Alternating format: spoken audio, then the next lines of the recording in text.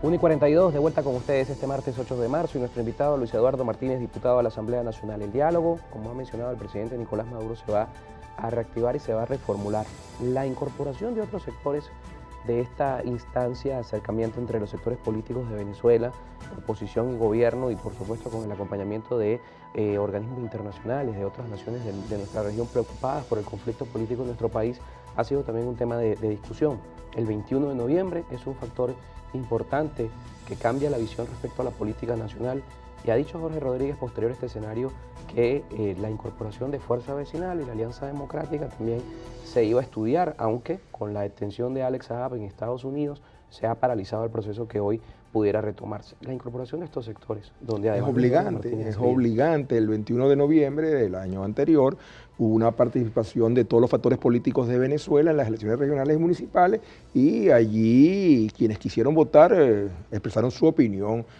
Yo, por ejemplo, he venido destacando que hay 12 líderes opositores que, si bien no ganamos las elecciones regionales, obtuvimos más de 100.000 votos. Bueno, 100.000 votos es muchos votos aquí en cualquier parte del mundo. Esos líderes estamos legitimados por la votación popular. La sumatoria de votos que obtuvieron los partidos opositores andaba por el orden de 2.400.000 votos, de los cuales 1.600.000 aproximadamente es la sumatoria de los votos que obtuvo la Alianza Democrática, Fuerza Vecinal y el partido Lápiz, de tal manera que esas organizaciones políticas conforman una mayoría opositora probadamente obtenida en las urnas en condiciones adversas, pero que tienen un peso importante, de tal manera que no pueden estar al margen de cualquier proceso de negociación y de diálogo político, pero tampoco pueden estar al margen otros factores que no son políticos: los empresarios, los emprendedores,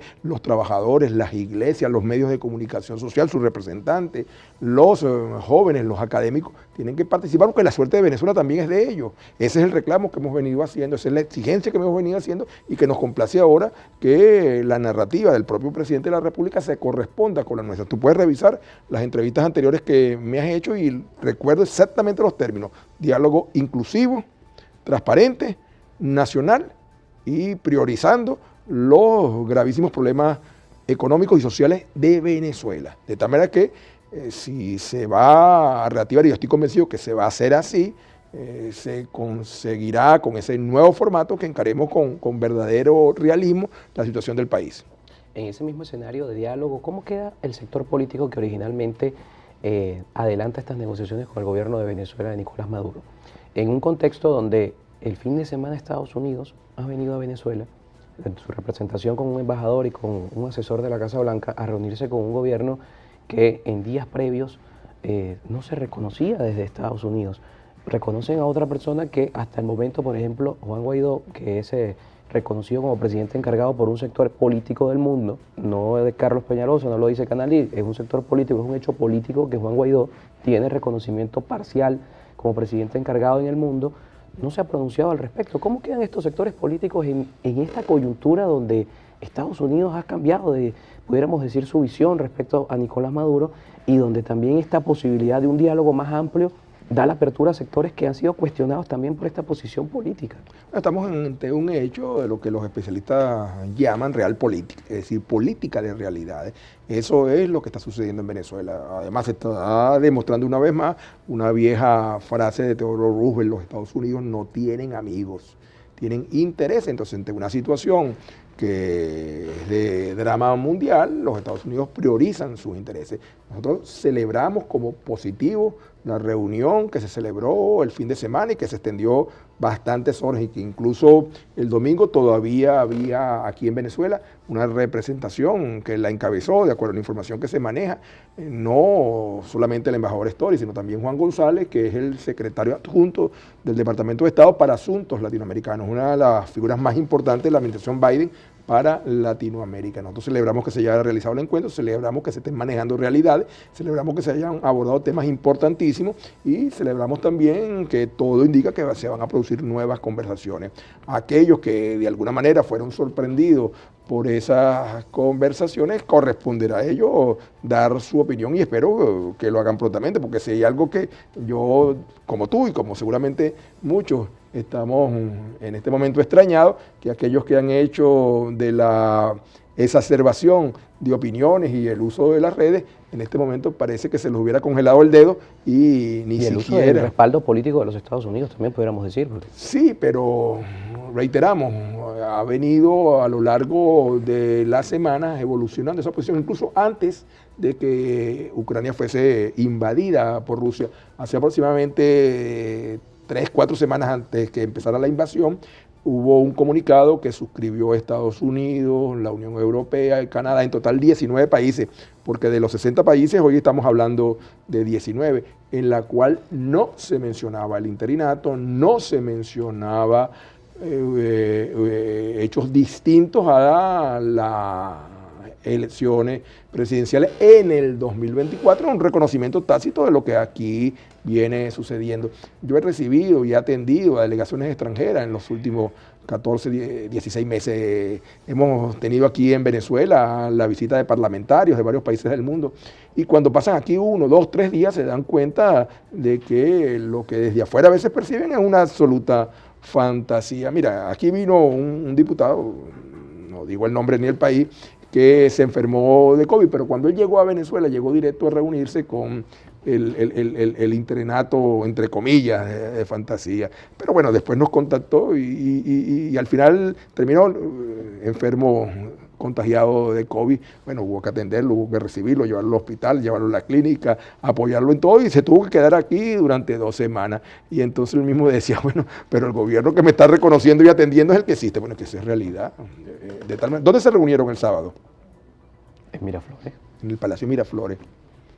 Entonces, si yo voy a Estados Unidos y Donald Trump sigue insistiendo, porque él sigue insistiendo que él le hicieron trampa, de que él no perdió las elecciones, de que él debería ser el presidente, pero si yo voy a los Estados Unidos a encontrarme con el presidente donde me voy a reunir en la Casa Blanca, eso es un reconocimiento a un gobierno en ejercicio, de tal manera que 2 gobiernos en ejercicio, independientemente de nuestro cuestionamiento, nosotros no compartimos ni la visión, ni el modelo, ni la manera en que encara la construcción de una Venezuela distinta, el gobierno de Nicolás Maduro. No compartimos esa manera de acometer, reitero, el mañana de Venezuela, pero es una realidad. Nosotros esperamos que el 2024, cuando se produzcan elecciones en Venezuela, según la Constitución, tener todo, absolutamente todo a nuestro favor para derrotarlo electoralmente. En ese camino de 2024, ha dicho Luis Eduardo Martínez que 2022 es una oportunidad para la economía. Y el 2023 también. Y el 2023 también ante la carencia de escenarios electorales.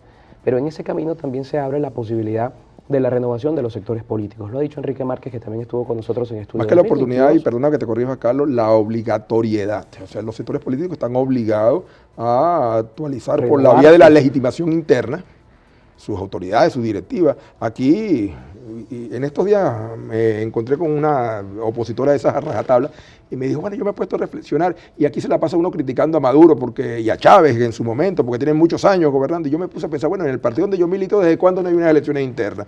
Cuando vi hacia arriba dije, bueno, pues hace más de 20 años no hay ningún tipo de consulta interna, de tal manera de que lo que criticamos hacia afuera lo hemos venido practicando hacia adentro y esa es una reflexión que tenemos que hacer y que obligatoriamente tiene que traducirse en la democratización de las organizaciones y reitero, la legitimación por la vía electoral. En ese mismo análisis, Acción Democrática está llamando a un proceso electoral interno, pero Acción Democrática tiene una particularidad que hemos abordado en este espacio con las 3 visiones que hoy se tienen respecto a esta renovación. Por un lado, los líderes históricos, como son llamados los que encabeza León Magno Flores, que también están llamando a esta renovación, los que están en la Acción Democrática que encabeza Bernabé Gutiérrez y los que encabeza Henry Ramos Alup. 3 visiones de Acción Democrática, la posibilidad de este 2022. ¿Cómo lo ve Luis Eduardo Martínez? Una unificación del partido. Yo lo veo de la manera en que tiene que verse, que sean los militantes de Acción Democrática lo que decidan. Ahora se están abriendo todas las oportunidades. Ayer, en reunión del Comité Ejecutivo Nacional, se convino que el día 23 de marzo, miércoles, se va a reunir el Comité Directivo Nacional. El Comité Directivo Nacional va a aprobar la convocatoria a el recenso de inscripción de la militancia, que es un proceso que habitualmente se hacía. Es decir, todo aquel que se sienta identificado con los principios y valores de acción democrática va a la sede de su comité seccional, municipal o parroquial, e incluso local en algunos casos, y se inscribe, renova su militancia en el partido. Son 3 días hasta ahora los que están previstos, hay una serie de detalles que se anunciarán en su momento, pero incluso se está evaluando la posibilidad, y ojalá que el Consejo Nacional Electoral la acepte, que el proceso de inscripción de Acción Democrática esté supervisado por el CNE para darle la mayor transparencia. Entonces, si tú quieres participar en el proceso de elecciones internas de Acción Democrática, simplemente vas a una sede del partido, solicitas tu inscripción y te inscribes. Y entonces el mismo CDN va a fijar la fecha, que lo más probable es que sea para el mes de junio, ahí no se ha definido el día exacto, para las elecciones internas. Se van a elegir todos los cargos, desde el liderazgo desde nacional la dirección nacional hasta el liderazgo de las parroquias. Puede participar cualquiera que esté inscrito, pues es una elección de militantes, de tal manera que yo invito... Incluso la D de Henry Ramos puede participar. Reitero, cualquiera que se sienta adeco de verdad, se inscribe y participa. Esa es la AD que yo conocí. Cuando yo era dirigente juvenil, cada 2 años se realizaban elecciones internas en AD. Después se fue espaciando y bueno, en los últimos 20 años, como lo acaba de ratificar, no ha habido elecciones. Entonces criticamos a quienes ejercen el poder desde hace 22 años el oficialismo, pero hemos replicado una y otra vez porque se han empeñado en desconocer la participación de la militancia, que ahora sí se está impulsando. Entonces, reitero, a todos aquellos que se sientan militantes de Acción Democrática, se sientan simpatizantes, les invitamos a inscribirse en la organización, a recensarse y una vez satisfecho ese requisito, a participar. Todo el que quiera ser candidato puede serlo, en cualquier nivel. Y bueno, y ganarán aquellos que obtengan más votos. Ahora, y es una invitación que yo haría. Si usted siente que tiene la mayoría, si usted siente que tiene el respaldo, si usted siente que con lo que representa se identifica la gran mayoría de los que militan en Acción Democrática, bueno, inscríbase y participe. ¿Cuál es el problema? Y entonces no hacerlo es un reconocimiento de que no le asiste ni la razón ni el favor popular. Es un poco lo que ha pasado en las elecciones venezolanas. Cuando tú decides no participar en unas elecciones, entonces de alguna manera es una suerte de reconocimiento de que no tienes ninguna confianza en que puedes salir triunfador. Forfait es que llaman los deportistas a aquellas derrotas que se producen porque tú decides no participar. Bueno, entonces yo invito a todos, absolutamente todos los adecos a que no queden marcados por una derrota por forfait, porque no participaron. ¿Qué va a decir mañana? El siguiente paso después de la renovación de los partidos es la elección de un candidato. Hoy se habla de primarias en Venezuela. No debería ser así. No debe ser así y no va a ser así, por lo menos en el caso de Acción Democrática. El siguiente paso, una vez que se renoven las directivas partidistas, es la construcción de un proyecto de país, porque el grave problema de Venezuela, el más grave problema de Venezuela es que desde los últimos años, en el caso de la oposición, se ha estado haciendo política en función de contra. Es decir, yo estoy contra Maduro, yo estoy contra Chávez, yo estoy contra el PSUV, yo estoy contra... Pero sin nada para ofrecer. Pero sin nada para ofrecer. Entonces, pues yo digo rotundamente no, y en el caso nuestro no va a ser así. En el Comité Directivo Nacional se va a nombrar un equipo que se va a encargar de la actualización de las tesis doctrinarias, ideológicas y programáticas de Acción Democrática, que después lo vamos a proponer al país. Es decir, Acción Democrática va a tener la capacidad, seguramente en el tercer trimestre del año, cuando se convoque un comité directivo nacional, un nuevo comité directivo nacional, de ofrecerle al país, esta es mi propuesta de país. Hoy, yo vengo de una reunión interesantísima con los diputados principales y suplentes de la fracción parlamentaria de Acción Democrática y estuvimos allí revisando un paquete de leyes que aspiramos en 2 semanas, en una rueda de prensa, a anunciar que presentaremos al país, que de alguna manera reflejan lo que es la visión de Acción Democrática para el país. Entonces, reitero, no es nuestra prioridad un candidato presidencial. Llegará el momento en que lo escogeremos. Cuando llegue ese momento, ¿cómo ve Luis Eduardo Martínez las primarias? Cuando llegue el momento de una definición, entendiendo este contexto, las mediciones de encuestas en nuestro país habla de líderes políticos que tienen niveles de rechazo similares a quienes adversan. Por ejemplo, bueno, y en algunos casos superiores. O en algunos casos superiores. En ese contexto, cómo plantear un escenario de primarias o cómo definir, cómo lo ve Luis Eduardo Martínez, definir una candidatura, tenga o no tenga una propuesta, pero que logre el consenso de todos los sectores políticos del país para plasmar una realidad. El 21 de noviembre la sumatoria de todos los votos de los sectores políticos de la oposición es mayor a los del Gran Polo Patriótico. Es decir, sería posible una victoria de la oposición venezolana de ir con una sola propuesta política. Pero esa propuesta política pasa por un candidato con consenso y con proyecto.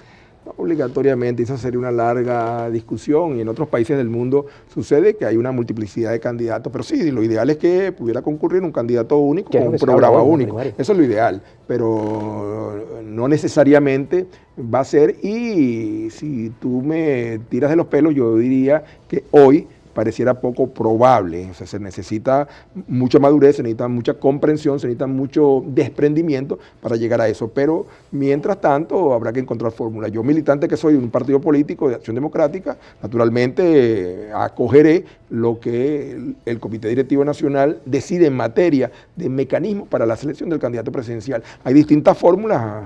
Yo he estado viendo con muchísimo interés, reitero, lo que decida en esa materia es lo que yo respaldaré, pero yo he estado viendo con muchísimo interés una propuesta que se está haciendo desde el Movimiento al Socialismo, que es unas elecciones primarias con doble vuelta. Es decir, en una primera vuelta, ellos hablan de enero del 2024, participe todo aquel que sienta que puede ser candidato presidencial, todo, cualquiera, sin ninguna limitación, porque no pueden ponerme limitaciones. Yo tengo que ser militante de A o de B. Entonces, todo el que quiera participar, que se inscriba, participe, y entonces de los dos que obtenga la mayor votación, a menos que alcance más del 50%, entonces se seleccionará el candidato en definitiva. Esa es una propuesta del MAS. Nosotros vamos a analizar nuestra propia circunstancia y seguramente también después del CDN tendremos un mecanismo más claro. Pero nosotros no tenemos por qué tenerle temor que los venezolanos decidan entre las opciones que se consideren las mejores, reitero, con un programa de país, que es lo fundamental. Los venezolanos no pueden seguir votando a ciegas por alguien que en un momento determinado sea una figura. Yo he visto, ayer nada más, hablaba con algunos amigos, empresarios importantes del país, y entonces me decía, oye, ¿qué te parece si fulano de tal, que es un tremendo empresario, un tremendo líder empresarial, puede ser candidato? Le dije, mira, el problema es que hace unos años atrás también lo asomaron y ni siquiera tuvo la decencia de decir, mire, no voy a ser candidato, sino sencillamente se diluyó en la opinión y al final no fue. Entonces, tú puedes ser un tremendo empresario, tú puedes ser un tremendo gerente, pero es el pueblo el que tiene que decir si esa persona, hombre o mujer, es el candidato. De tal manera que, reitero, si me proponen a mí que escale cuáles son los pasos futuros, yo diría que actualización, renovación, legitimación de los partidos políticos de todos, definición de lo que son sus propuestas frente al país. Cuando Acción Democrática se fundó el 13 de septiembre de 1941, aquí en el Nuevo Circo de Caracas, fue el mitin inaugural, y allí cada discurso era un tema. Rómulo Bentancur habló sobre los problemas económicos, Andrés Eloy Blanco habló sobre los sectores culturales, Rómulo Gallegos habló sobre la educación, Luis Beltrán Prieto Figueroa habló también sobre el tema educativo. Es decir, en el mitin inaugural de Acción Democrática, su liderazgo, cada uno fue definiendo cuáles iban a ser nuestras posturas en cada tema. Si yo agarro y le pregunto a cualquier dirigente, ¿qué va a hacer usted, por ejemplo, en materia petrolera? ¿Qué va a hacer usted mañana con el sector educativo? ¿Qué va a hacer usted con las milicias? ¿Qué va a hacer usted con las misiones? Entonces empieza cada quien a decir lo que opina, porque no hay en este momento un programa país. Y después definir un programa país, definir entonces cómo será el o la candidata, los mecanismos. Diputado, muchísimas gracias por acompañarnos. Se nos ha agotado el tiempo esta tarde. Luis Eduardo Martínez estuvo con nosotros, diputado de la Asamblea Nacional y también miembro del Partido Acción Democrática. Ustedes también gracias, como siempre, por acompañarnos en redes sociales, @en Contexto Piso y @Carlos Peñalosa. Y recuerden que esta entrevista también está en nuestro canal de YouTube, Carlos Peñalosa en Contexto. Nos vemos mañana nuevamente a la 1.